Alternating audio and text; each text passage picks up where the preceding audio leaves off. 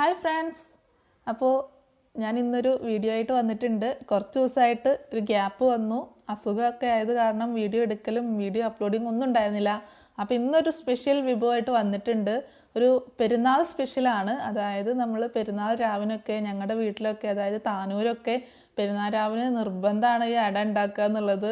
എല്ലാവരും ഉണ്ടാക്കും, അധിക വീടുകളിലും ഉണ്ടാക്കും. മലബാർ സ്പെഷ്യലാണ് ഇലയട എന്നൊന്നുമല്ല പറയാം. കൂടുതൽ വിശേഷങ്ങൾ നമുക്ക് പതിയെ പരിചയപ്പെടാം.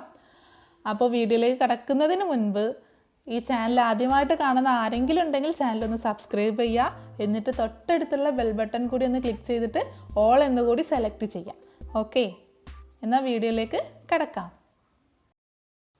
അപ്പോൾ ഇലയട തയ്യാറാക്കാനായിട്ട് ആദ്യം നമുക്ക് വേണ്ടത് ശർക്കരയാണ്. ഞാൻ മധുരത്തിന് ആവശ്യമായിട്ടുള്ള ശർക്കര എടുക്കാൻ നമുക്ക് കുറച്ച് ശർക്കര എടുത്ത് കുറച്ച് വെള്ളം ചേർത്ത് അതൊന്ന് അലിയിച്ചെടുത്തിട്ടുണ്ട്. ഒന്ന് അരിച്ചെടുത്തതാണ്. എന്നിട്ടൊരു പാനിലോട്ട് മാറ്റി അതിലേക്ക് ഞാൻ 1.5 കപ്പ് തേങ്ങയാണ് ചേർക്കുന്നത്. നമ്മുടെ മധുരത്തിന് ആവശ്യമായിട്ടുള്ള ശർക്കര എടുക്കാം, അതുപോലെ തേങ്ങയൊക്കെ നമുക്ക് ആവശ്യാനുസരണം എടുക്കാം ഉണ്ടാക്കുന്നതിനനുസരിച്ച്. ഇതിലേക്ക് ഞാൻ 1 ടീസ്പൂണ് ചെറിയ ജീരകം ചേർക്കുന്നുണ്ട്. നല്ല ടേസ്റ്റാണ് ഈ ചെറിയ ജീരകം കടിക്കുമ്പോൾ, അതുകൊണ്ട് ചെറിയ ജീരകം നല്ല ടേസ്റ്റാണ്.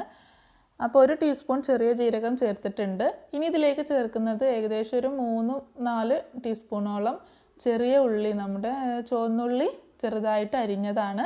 അത്രയും ഞാനിതിലേക്ക് ചേർക്കുന്നുണ്ട്. എന്നിട്ട് ഇത് നന്നായിട്ട് നമുക്ക് മിക്സ് ചെയ്ത് കൊടുക്കാം. നന്നായി മിക്സ് ചെയ്താൽ മാത്രം പോരാ. ഇതിപ്പോൾ നന്നായിട്ട് വെള്ളം കാണുന്നുണ്ടല്ലോ. അപ്പോൾ ഈ ശർക്കരയും തേങ്ങയും ഒക്കെ കൂടി ആകുമ്പോൾ കുറച്ച് നന്നായിട്ട് വെള്ളമായിട്ട് വരും. അപ്പോൾ ആ വെള്ളം മുഴുവൻ നമ്മൾ ഇതിൽ നിന്ന് വറ്റിച്ച് കളയണം.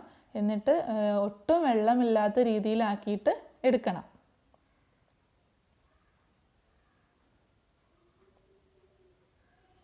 നന്നായിട്ട് വഴറ്റിക്കൊണ്ടിരിക്കണം. ഏകദേശം ഒരു 10-15 മിനിറ്റോളം വഴറ്റേണ്ടി വരുന്നുണ്ടാവും. കാരണം വെള്ളം മുഴുവനായിട്ട് വറ്റി കിട്ടണം. ഇപ്പോൾ കണ്ടാൽ മനസ്സിലാവും വെള്ളം നന്നായി തിളയ്ക്കുന്നൊക്കെ ഉണ്ട്. അപ്പോൾ ചെറിയ തീയിൽ വേണം വെള്ളം വറ്റിച്ചെടുക്കാനായിട്ട്. ഹൈ ഫ്ലെയിമിൽ വെക്കരുത്, ലോ ടു മീഡിയം ഫ്ലെയിമിൽ വെക്കണം.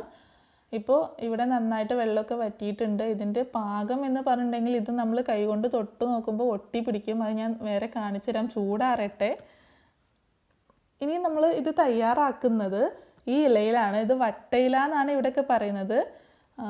പക്ഷെ ഞങ്ങൾ താനൂരുകാർ പറയുന്നത് ഇതിന് അടൻ്റെല എന്നാണ്. കാരണം അട ഉണ്ടാക്കാൻ ഉപയോഗിക്കുന്നത് ഈ ഇലയാണ്. ഇതില്ലെങ്കിൽ മാത്രം വാഴയില എടുക്കും. ഈ ഇല കിട്ടാനായിട്ട് പെരുന്നാൾ രാവിന് ഓട്ടമാണ്. പെരുന്നാൾ രാവ് നല്ല നോമ്പ് 29 ആകുമ്പോഴേ ഈ ഇല കൊണ്ടുവന്ന് ശേഖരിച്ച് വെക്കും. അപ്പോൾ അടൻ്റെല എന്നാണ് ഇതിന് പറയുന്നത്. അപ്പോൾ ഈ ഇലയിലാണ് നമ്മൾ തയ്യാറാക്കുന്നത്. അപ്പോൾ നമ്മുടെ തേങ്ങ ഇവിടെ റെഡി ആയിട്ടുണ്ട്. ഇതിന് തേങ്ങ കൂട്ടെന്നല്ല പറയും, ഇതിന് ശരിക്കും പൂവെന്ന് പറയും, പൂവട എന്നൊക്കെ പറയും. കുറച്ചുകൂടെ പുറകോട്ട് പോവുകയാണെങ്കിൽ പുകട എന്നും പറയും, കുറച്ചുകൂടെ പുറകിലെ ജനറേഷൻ ആണെങ്കിൽ.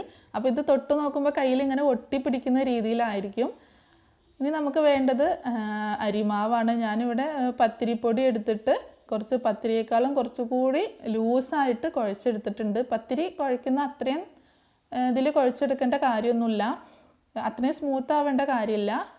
ഒന്ന് ലൂസായിട്ടൊന്ന് കുഴച്ചെടുത്താൽ മതി. ഇനി കൈ ഒന്ന് നനച്ചതിന് ശേഷം ഓരോ ഉരുളകളാക്കി എടുത്തിട്ട് നമുക്ക് നമ്മുടെ അടൻ്റെലയിൽ വെച്ച് പരത്തിയെടുക്കണം, റൗണ്ട് ഷേപ്പിലാക്കി എടുക്കണം. പിന്നെ ഒരു കാര്യം പറയാനുള്ളത്, ഈ പത്തിരിപ്പൊടി കൊണ്ടല്ല, ഈ പച്ചരിപ്പൊടി കൊണ്ടല്ല സാധാരണ ഞങ്ങളൊന്നും വീട്ടിൽ തയ്യാറാക്കാറ്. നമ്മുടെ റേഷൻ കടയിൽ നിന്ന് കിട്ടുന്ന നമ്മുടെ ചോറ് വെക്കുന്ന അരി ഉണ്ടല്ലോ, പുഴുങ്ങലരി, അത് തലേ ദിവസം വെള്ളത്തിലിട്ട് കുതിർത്ത് വെക്കും. എന്നിട്ട് പിറ്റേ ദിവസം എടുത്ത് വെള്ളം വാർത്തി വെച്ചിട്ട് അത് ഉരലിലിട്ട് ഇടിച്ച് ഒരു ഏകദേശ പരുവായതിന് ശേഷം അമ്മിയിലിട്ട് അരച്ചെടുക്കും. അപ്പോൾ നല്ല സ്മൂത്തായിട്ടുള്ള മാവായിട്ട് കിട്ടും. അപ്പോൾ ആ രീതിയിലാണ് വീട്ടിലൊക്കെ തയ്യാറാക്കി എടുക്കാറുള്ളത്. അതൊക്കെ ഇപ്പോൾ എല്ലാവർക്കും മടിയാണ്, ചെയ്യാൻ ഭയങ്കര ബുദ്ധിമുട്ടാണ്. പക്ഷേ ഇപ്പോൾ ഒരു ഓപ്ഷൻ ഉള്ളത്, നമുക്ക് മില്ലിൽ നിന്ന് അരി പൊടിച്ച് കിട്ടും. അങ്ങനെ ആകുമ്പോൾ നമുക്ക് പെട്ടെന്ന് ചെയ്തെടുക്കാം. പിന്നെ കുറച്ച് വെള്ളം ചേർത്ത് നനച്ചാൽ മതി, നന്നായിട്ട് സ്മൂത്തായിട്ട് മില്ലിൽ നിന്ന് പൊടിച്ച് കിട്ടുന്നുണ്ട്. അഥവാ ഇനി അങ്ങനെ പൊടിഞ്ഞ് കിട്ടിയിട്ടില്ലാണ്ടെങ്കിൽ കുറച്ച് പച്ചരിപ്പൊടി കൂടെ കൂട്ടിയിട്ട് നമുക്ക് മാവ് തയ്യാറാക്കാം. ഇപ്പോൾ എനിക്കിവിടെ പുഴുങ്ങലരി പൊടിച്ച് കിട്ടിയിട്ടുണ്ടായിരുന്നില്ല, അപ്പോൾ ഞാൻ അരിപ്പൊടി എടുത്തിട്ടാണ് കാണിക്കുന്നത്. പുഴുങ്ങലരിയിലാണെങ്കിൽ നല്ല ടേസ്റ്റാണ്, ഒന്നുകൂടെ ടേസ്റ്റാണ്. അപ്പോൾ ഇങ്ങനെ പരത്തിയതിന് ശേഷം അതിനുള്ളിൽ നമുക്ക് ഈ പൂവ് വെച്ച് കൊടുത്തിട്ട് തേങ്ങ വെച്ചിട്ട് ഇങ്ങനെ പരസ്പരം കൂട്ടി ഒട്ടിച്ചു കൊടുക്കാം. അങ്ങനെ ഇതേ രീതിയിൽ ബാക്കിയുള്ളതൊക്കെ നമുക്ക് തയ്യാറാക്കിയെടുക്കാം. അപ്പോൾ ഞാനിവിടെ എല്ലാം അങ്ങനെ തയ്യാറാക്കി എടുത്തിട്ടുണ്ട്. ഇനി നമ്മുടെ അടുത്ത പണി എന്ന് പറഞ്ഞിട്ടുണ്ടെങ്കിൽ ഞാനിവിടെ ഒരു ചെരുവ എടുത്തിട്ട് അതിൽ ലേശം വെള്ളം വെച്ച് തിളപ്പിക്കാൻ വെക്കുകയാണ്. അതിൻ്റെ മുകളിൽ നമ്മുടെ ഇതുപോലെയുള്ള ഈ ഓരോ ഓട്ടപ്പാത്രം ഉണ്ടല്ലോ, അരിപ്പത്തട്ട് ഓട്ടപ്പാത്രം എന്നൊക്കെ പറയും, അതിൽ ഓരോ അടകളായിട്ട് വെച്ച് കൊടുക്കുകയാണ്. എന്നിട്ട് ഇത് നന്നായിട്ടൊന്ന് തിളപ്പിച്ചെടുക്കണം. അങ്ങനെ നന്നായി തിളപ്പിച്ച് ഒരു 15 മിനിറ്റോളം ഞാനിങ്ങനെ ആവി കയറ്റിയിട്ടുണ്ടാവും. അങ്ങനെ നമ്മുടെ അട ഇവിടെ റെഡി ആയിട്ടുണ്ട്. അടിപൊളി ടേസ്റ്റാണ് കഴിക്കാനായിട്ട്. പെരുന്നാരാവിന് മൈലാഞ്ചിട്ട കൈകൊണ്ട് ഈ അട കഴിക്കുമ്പോൾ ഒരു രുചിയുണ്ടല്ലോ. മൈലാഞ്ചിയുടെ സ്മെല്ല്, അടേൻ്റെ സ്മെല്ല്, ഈ വട്ടയിലേൻ്റെ സ്മെല്ല് എല്ലാം കൂടെ അടിപൊളി ടേസ്റ്റാണ്. അപ്പോൾ എല്ലാവരും ഈ പെരുന്നാളിന് ഇതൊന്ന് തയ്യാറാക്കി നോക്കണം. തീർച്ചയായിട്ടും നിങ്ങൾക്ക് ഇഷ്ടപ്പെടും. പെരുന്നാൾ രാവിൻ്റെ അന്ന് കഴിക്കുന്നതിനേക്കാളും ടേസ്റ്റാട്ടോ പെരുന്നാളിന് കഴിക്കാനായിട്ട്.